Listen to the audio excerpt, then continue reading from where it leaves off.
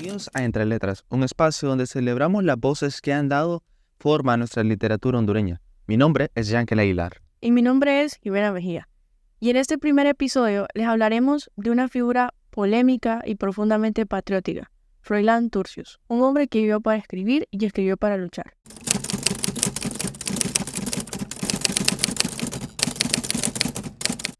Turcios no es solo un hombre que escribió los libros de historia, es una voz que a pesar del tiempo sigue resonando con fuerza. Su legado no solo se encuentra en sus obras, sino también en la huella que dejó en quienes lo leyeron y lo conocieron.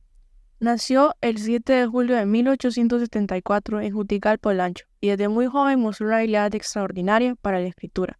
A los 14 años ya publicaba en periódicos y revistas. Era un joven curioso, rebelde y con sed de palabras. También cabe mencionar que a los 20 años ya era reconocido como uno de los escritores más brillantes del país. Un dato curioso es que fue autodidacta, nunca asistió a una universidad, pero eso no le impidió que se convirtiera en uno de los intelectuales más respetados de Centroamérica.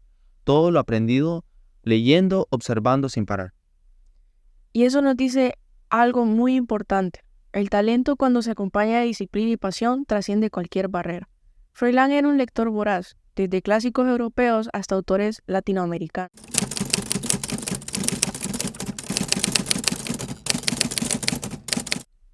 Turcios no solo escribía cuentos, también fue periodista, ensayista, diplomático y político. También fue nombrado cónsul de Honduras en París, Francia, en 1924, y participó en conferencias internacionales, escribió discursos que defendían la dignidad de nuestros pueblos, pero sobre todo fue un apasionado defensor de la soberanía de Honduras y de toda Latinoamérica. Muchos de sus discursos todavía circulan entre académicos y estudiosos de la historia. Su lenguaje era firme, directo, elegante, defendía la identidad nacional en una época en la que muchos preferían guardar silencio.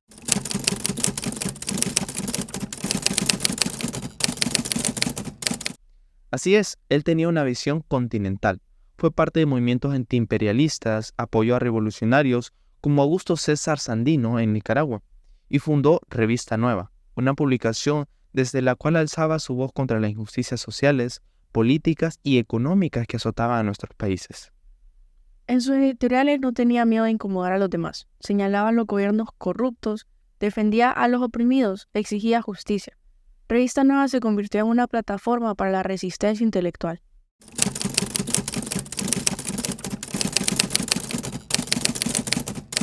Y hablando de su voz, también escribía con pasión, con amor por su país y con rabia por lo injusto y con una sensibilidad que muchas veces se escondía detrás de un lenguaje firme.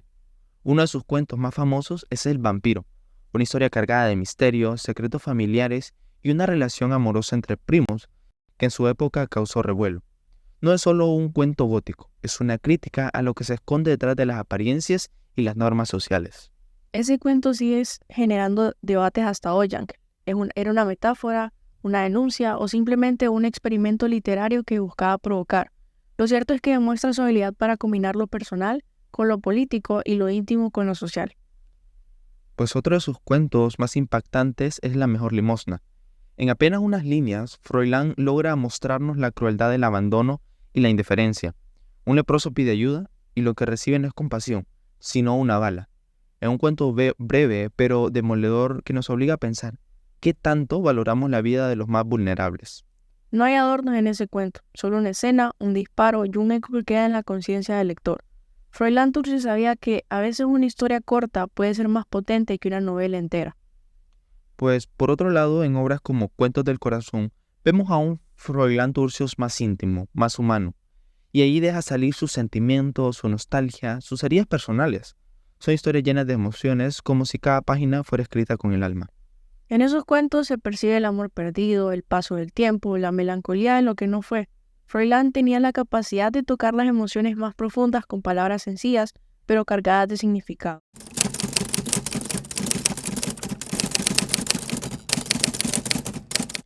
Y aquí va un dato que muy poca gente conoce, y es que Turcios usaba seudónimos para escribir en algunos periódicos. Uno de ellos era Darío de Regoyos, probablemente como homenaje a Rubén Darío, a quien admiraba profundamente. Y hablando de admiraciones, Yankel, Froilán sentía un profundo respeto por Francisco Morazán, al que consideraba un símbolo de unidad y justicia. También, como lo mencionabas anteriormente, se inspiró en Rubén Darío. en su forma de usar el lenguaje como una herramienta poderosa, poética, directa y revolucionaria. Y ese respeto por Darío no era solo literario, también compartía una visión latinoamericanista. También entendían que la literatura debía servir para liberar, para educar, para elevar pensamientos a los pueblos. Pero no todo fue gloria en su vida. También conoció el dolor muy de cerca.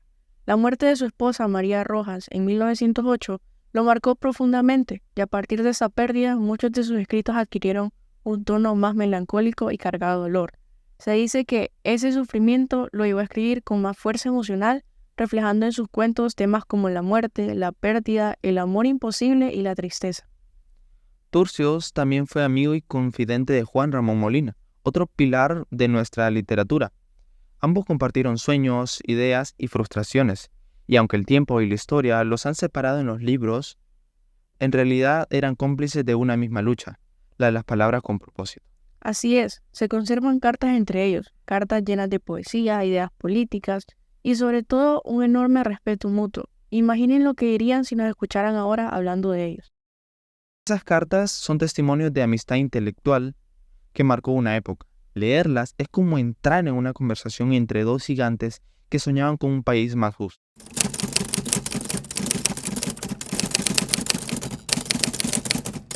Froilán fue todo eso y más: escritor, luchador, amante de la patria, crítico de los poderosos y al final un hombre que vivió con intensidad.